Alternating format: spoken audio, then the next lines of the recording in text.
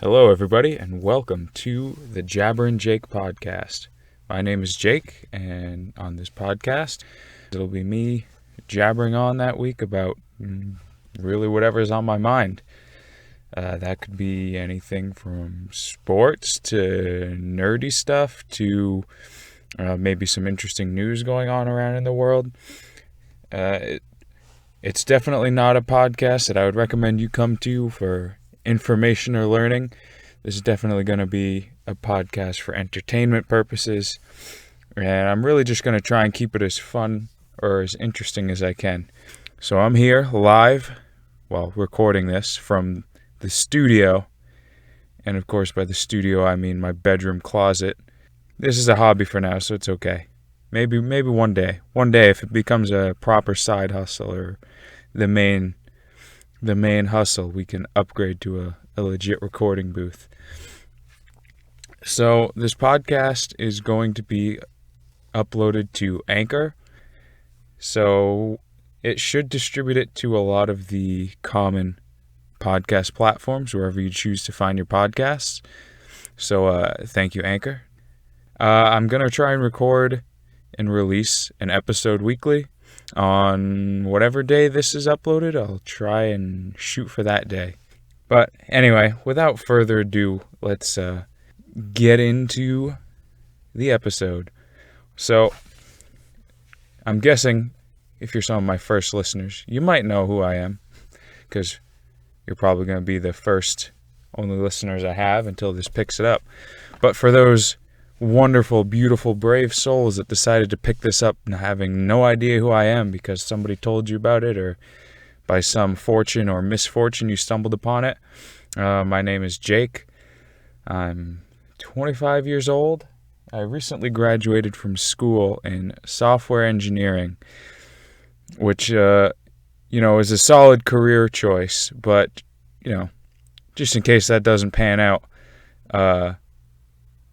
why not start a podcast? A much more reliable plan B.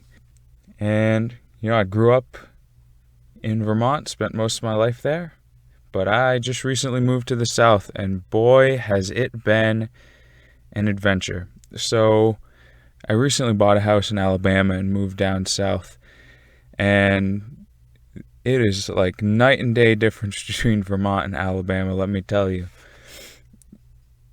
Those of you who are from Vermont, we got our rednecks, but they're just a different breed than the rednecks we got down here. You come down here to Alabama, and it's kind of like with the infrastructure and everything, it's almost like stepping in a time machine and going back 10, 20, 30 years. Which can be kind of cool, in some of the towns you see these sort of old buildings that are still in the original condition, or, buildings that are kind of got that weathered, seasoned look to them. The flip side of that, maybe not so positive thing, especially if you live somewhere not really in the big city like I am, is commodities like internet, which we take for granted, maybe elsewhere, are still behind. So I was, when I moved into the house, I was looking to set up internet for this place. And the realtor and the previous seller, in true campaigning fashion, said, "Oh yeah, we get great internet here. Internet's available at the house. It's great," which is an important note for me because my job is remote and I work from home. So I was setting up internet for this place, and, my options were rather limited already.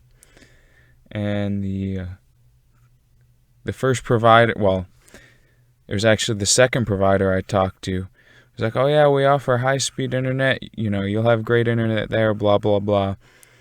And they said, "Yeah, so your plan is going to be for a 3 megabit per second plan." Now, if you know what that means, and you're thinking, oh, that's a great internet, I'm so sorry for you. If you know what that means and you're like me, you are cringing at how abysmally slow that is. Again, that's probably pretty good for 20 years ago, but it's hardly enough to really work with in this day and age. So it's been interesting. I signed up for this fiber optic internet that's supposed to be getting in here at some point, but they've been saying that for over a year now. So I'm not holding my breath too much. But I did get, thanks to our boy Elon Musk, a Starlink, a little dish like that. And it's kind of, well, it's a lot better in terms of speed, but I have a lot of tall trees around my house, and it relies on being able to see the sky clearly. So when it's working, it's fantastic. But at certain times of the day, the trees are blocking where it's looking, and it cuts out every now and then. So, we're still working on it. I'm looking at ways to fix that. So I said I wouldn't talk too much about news or political stuff on here, but I do want to acknowledge something that happened rather recently. So one thing I am huge on is Japan. I fell in love with Japan and its culture and its people, during my high school years. I had probably a classic start for most people like that, getting into like the anime and the entertainment, the media that got over this way. But then I met some friends in high school and university from Japan, and I started to learn more about it, and I just fell in love with the culture, the landscapes, and everything in the country.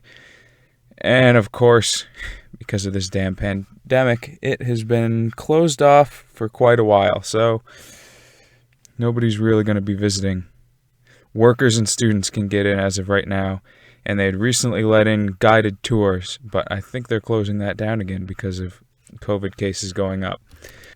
I really don't keep up too much with the news or politics, but I had heard a decent amount of the happenings in Japan just through the podcasts or other media I listened to. And one name that I kept hearing all the time for quite a while was Shinzo Abe. Now, Shinzo Abe was a former prime minister of Japan, and he had to step down because of his health. And, for a couple of years, there were other prime ministers that, interim prime ministers that sort of stepped in. And he was campaigning recently, and he was shot and killed by a resident there. And this is definitely an event that has no doubt shaken the Japanese people for several reasons. First of all, Japan is quite a safe country. These crimes are quite rare. Violent crimes are quite rare, especially with guns because they're so hard to get a hold of. But the assassin was a former Naval Defense Force operative for Japan, and he made some improvised sort of gun device and assassinated Shinzo Abe. So just based on the rarity and the shock of this violent crime happening in Japan, I'm sure has put a lot of people at unease. But the other thing about it is that Shinzo Abe is probably, he's going to go down in history as, one of the most influential and prominent prime ministers that Japan's had. Because in recent history, he's one of the longest serving prime ministers they've had. I want to say he served a term of 8 or 10 years. And previous to that, for a span of 5 or 6 years, there was a new prime minister every year. But he was also very divisive. He would make decisions that a lot of Japanese people would either really hate him for or really love him for. One example being that after World War II, they basically decided that they were going to be a pacifist country. But Shinzo Abe, during his term, pushed to amend their constitution that would allow them to step into the aid of their allies, like the U.S., in case war broke out and they needed to. And it actually passed. And of course, it was a very close margin, actually. And as you can imagine, some people were very happy about that. Some people weren't so much.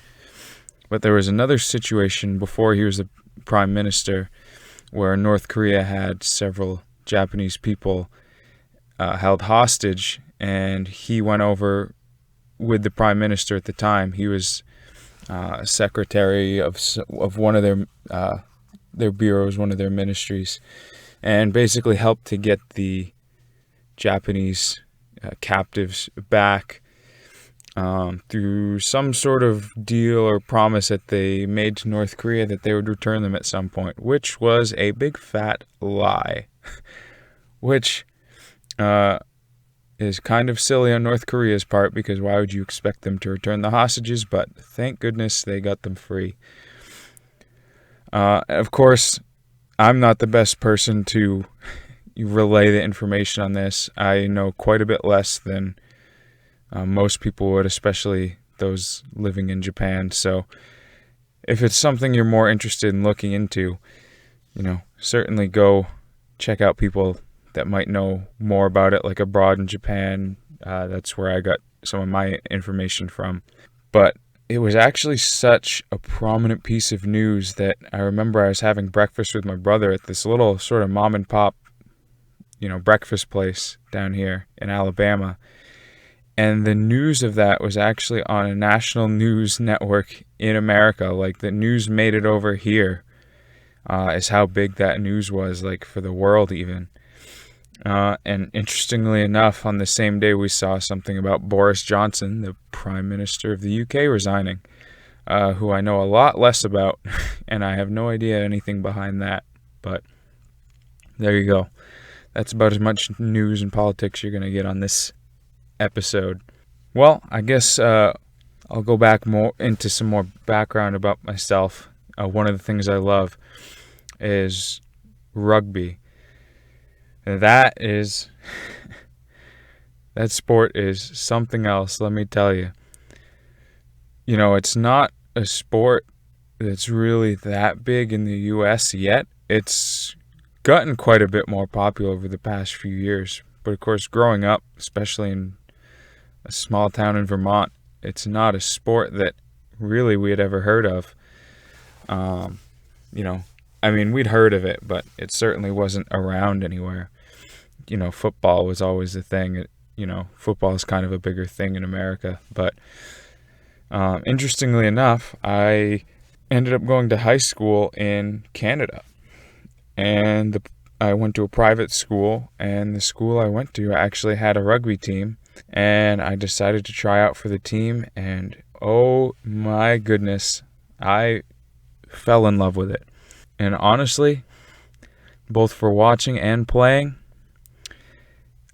I think it's a lot better than football. It's just more interesting to play and more interesting to watch, and it even actually feels safer when you're playing it, in my opinion, than football.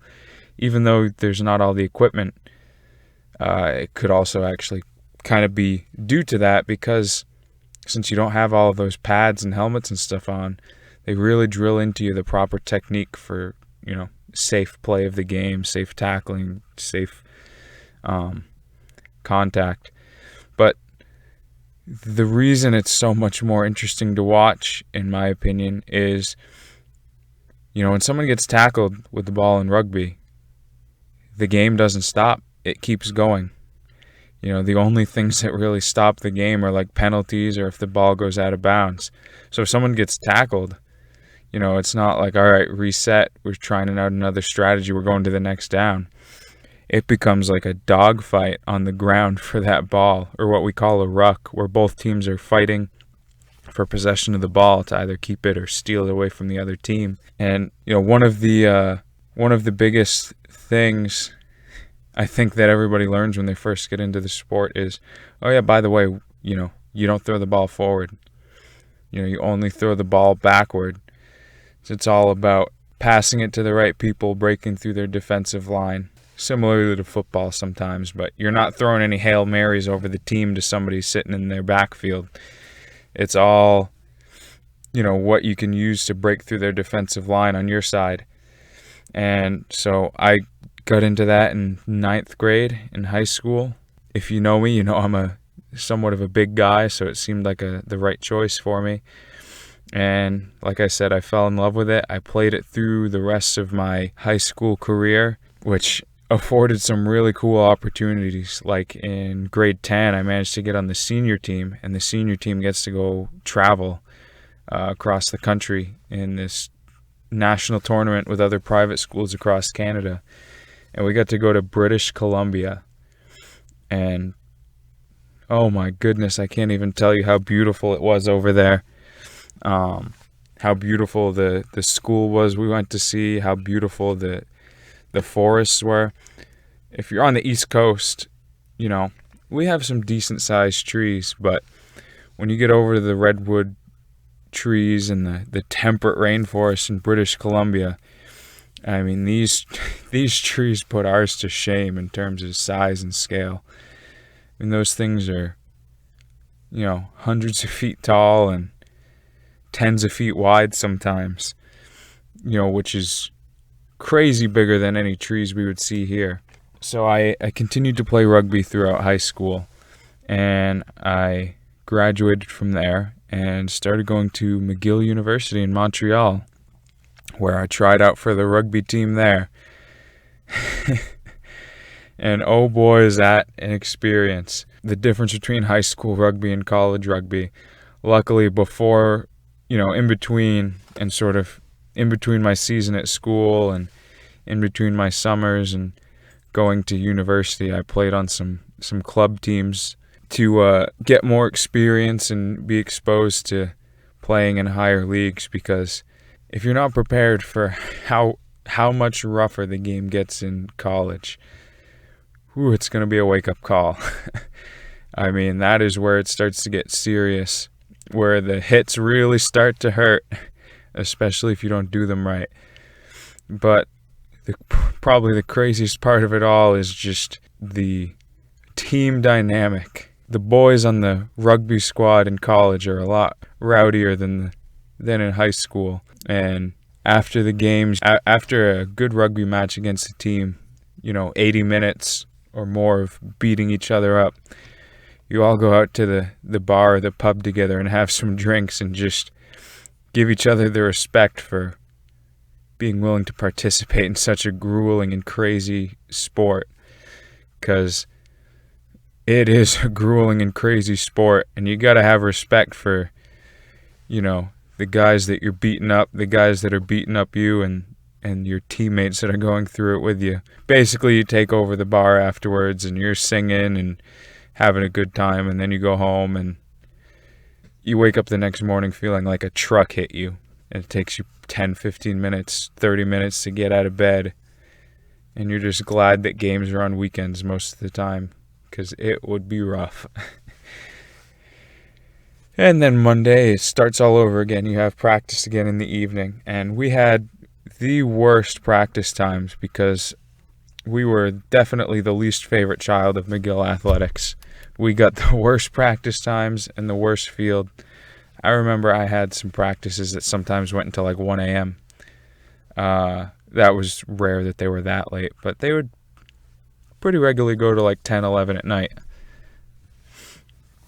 And I played that for a few years and until my third year, and then unfortunately I just had to give it up because I could not balance a varsity sport and academics, a rigorous engineering degree, all at the same time. So unfortunately I had to give that up, and I spent the next few years being quite sedentary, not really getting much exercise at all, and really just doing not much else other than studying, going to class, eating, going to sleep, and repeating it. And man, that was a lifestyle that started to really go downhill. I definitely started to become more depressed and lower energy throughout the rest of my college career, and honestly, for a little bit, I didn't think I was going to make it through. I didn't know if I could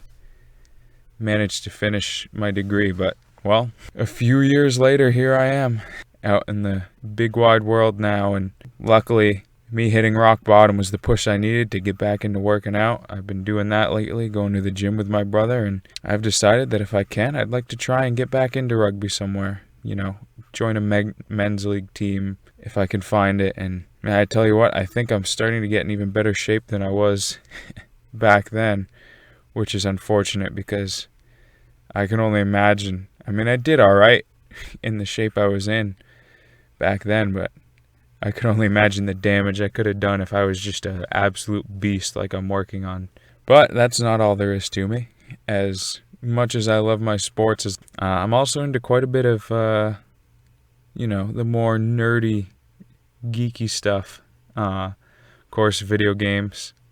There was that game, Elden Ring, that came out recently, was released by a company called From Software, which, is the studio behind the Dark Souls games. And I'd never played any of their games before, and they did a good job marketing this game. And everybody and their brother, even if they weren't into that type of game, was playing it. And so one of my friends managed to convince me to get into it, and I became addicted. I put so many hours into that game, but the cool thing about it was it allowed me to reconnect with a couple of high school friends, because we would hop on and play together, and it sort of brought us closer again, and we talk more often now than we did before.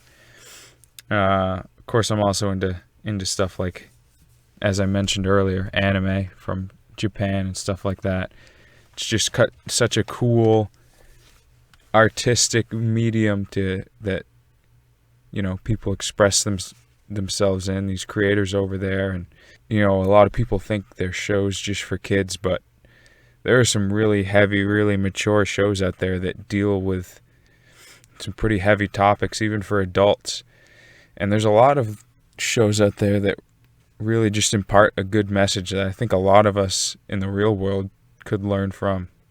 Obviously one of the big obvious ones just being, let's just treat each other with respect and love. And recently I got recommended these videos on YouTube from this channel called What If, and a lot of them have to do with like, oh, what if the sun was twice as big, or what if we lived on Mars, or stuff like that. And man, space is another thing that's always just fascinated me.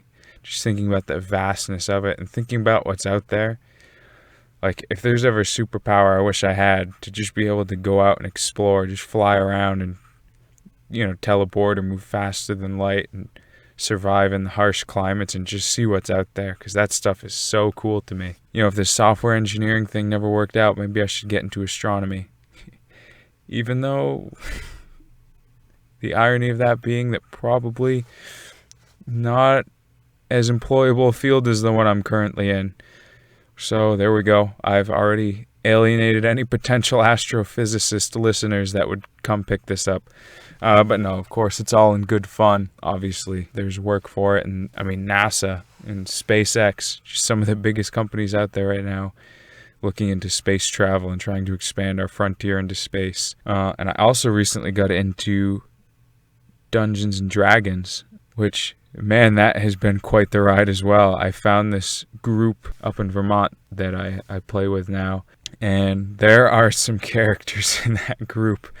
I mean, there's guys that range from my age, 25, to older guys, and man, the trouble that our group gets into in our adventures. It's the appeal of it is just it's a cool way to hang out with some people and just mess around, bullshit, have some fun.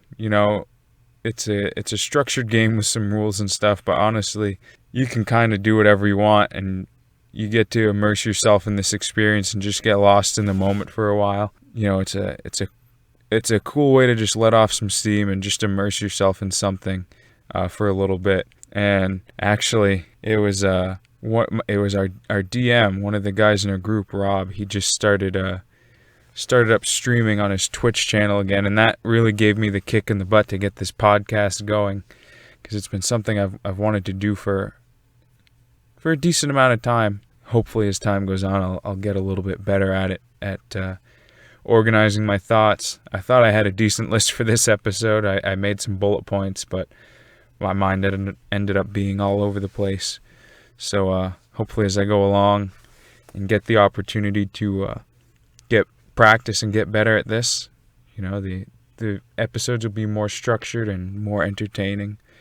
I'll become a better speaker, but for those of you that are gritting your teeth and bearing it and putting up with what you have right now for the potential that this could have, I want to thank you for tuning in. Hopefully one day you'll see my illustrious podcasting and voice acting, voiceover career take off, and you'll be like, oh, I remember when Jake was a nobody, recording his podcast in his closet with some cheap soundproof insulation he stuffed into pillowcases on the wall, and his little camping chair that he sat on. But we're coming up to about the 30-minute mark. I said I was going to try and keep these episodes close to around 30 minutes or so. Nice and short and sweet. Long enough to kill some time, but short enough that it's not too much of a commitment. So I think this will be a good place to wrap up the first episode of the podcast here. Again, if you tuned in to listen, thanks for listening. Thanks for being patient as I'm learning how this goes and getting things off the ground. Again, this will be a weekly podcast. I'm uploading it to Anchor, so it'll be distributed to all the common podcasts platforms, Spotify, Apple Podcasts, I believe, stuff like that. And I will probably also be starting a YouTube channel where I will be uploading the things there. Let's see. So also, if you're interested in Twitch streaming, they haven't asked for this promotion, but shout out to my friend Rob. Go check out his Twitch channel at Cryanova. But anyways, until next time, thank you guys for tuning in, and I'll see you next time.